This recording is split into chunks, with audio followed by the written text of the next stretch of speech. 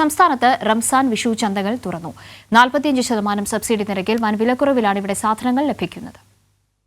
വെളിച്ചെണ്ണ 1 കിലോഗ്രാം 110 രൂപ, ജയ അരി 29 രൂപ, പഞ്ചസാര 27 രൂപ. ഇങ്ങനെ സാധാരണക്കാരന് ഉത്സവകാലത്ത് ഏറെ ആശ്വാസമേകി ഉത്സവ വിപണിയിൽ വിഷുചന്തകൾ തുറന്നു.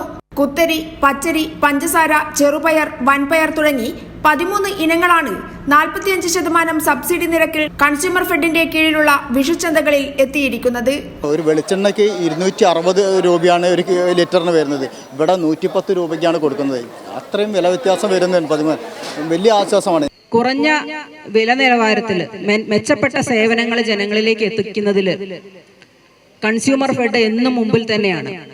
കോവിഡ് കാലമായാലും നമ്മുടെ പ്രളയകാലത്തും ഒക്കെ തന്നെ കൺസ്യൂമർ ഫെഡ് വഹിച്ചിട്ടുള്ള സേവനങ്ങൾ എല്ലാവർക്കും അറിയാവുന്നതാണ്. തെരഞ്ഞെടുപ്പ് ചട്ടലംഘനം എന്ന പേരിൽ തെരഞ്ഞെടുപ്പ് കമ്മീഷൻ റദ്ദു ചെയ്ത വിഷുചന്തകൾക്കായി 1474 കോടി രൂപ മുടക്കി 13 ഇനം സാധനങ്ങൾ സർക്കാർ വാങ്ങിയതായും സർക്കാരിന്റെ വിശദീകരണവും പൊതു താൽപര്യവും പരിഗണിച്ചാണ് ജസ്റ്റിസ് ദേവൻ രാമചന്ദ്ര വിഷുചന്തകൾ നടത്താൻ അനുമതി നൽകിയത്.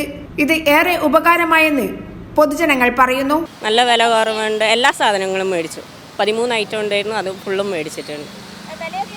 വില പുറമത്തെ അപേക്ഷിച്ച് നോക്കുകയാണെങ്കിൽ ഇവിടെ കുറവാണ്. നല്ല വില കുറവുണ്ട്. വെളിച്ചെണ്ണക്കൊക്കെ നല്ല കുറവുണ്ട്. ഓക്കെ, സന്തോഷമായി. വിലയൊക്കെ വളരെ കുറവുണ്ട്. വിപണിയത്തോടൊക്കെ വില വ്യത്യാസമുണ്ട്. ജനങ്ങൾ ചെയ്യുന്ന വലിയ കാര്യമാണ്. ഞങ്ങൾക്ക് കേരള സർക്കാർ ജനങ്ങൾക്ക് വേണ്ടി പ്രവർത്തിക്കുന്ന ഒരു സർക്കാരാണ്. വിപണിയിൽ പിടിച്ച് നിർത്താൻ പറ്റും നല്ലൊരു കാര്യം. വിപണിയിൽ വിലക്കയറ്റം പിടിച്ചു നിർത്താൻ കഴിയും. ഇങ്ങനെ കൊടുക്കുമ്പോൾ ഇതില്ലെങ്കിൽ വിപണിയിൽ ഇനങ്ങൾ അടിച്ചു കഴിക്കും.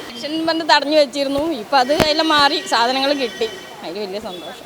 പൊതുമാർക്കറ്റിനെക്കാട്ടിലും വില കുറവുണ്ട്. കുറച്ചുകൂടി നേരത്തെ വേണ്ടതായിരുന്നു എന്നുള്ളതാണ് പറയുന്നത്. അവസാന ഘട്ടത്തിലേക്ക് ആയിപ്പോയി. കഴിഞ്ഞ ഫെബ്രുവരി 16 തന്നെ വിഷുചന്തകൾക്കായി സർക്കാർ പണം നീക്കിവെച്ചിരുന്നു. വിഷുചന്തകളുടെ സംസ്ഥാനതല ഉദ്ഘാടനം കോഴിക്കോട് സഹകരണ സബ് രജിസ്ട്രാർ ബി സുധ നിർവഹിച്ചു. കുറച്ചുകൂടെ നേരത്തെ വിതരണം ചെയ്യാനായെങ്കിൽ കുറച്ചുകൂടെ ഉപകാരപ്രദമായിരിക്കുമെന്നും ജനങ്ങൾ പറയുന്നുണ്ട്. കൈരളി ന്യൂസ്, കോഴിക്കോട്.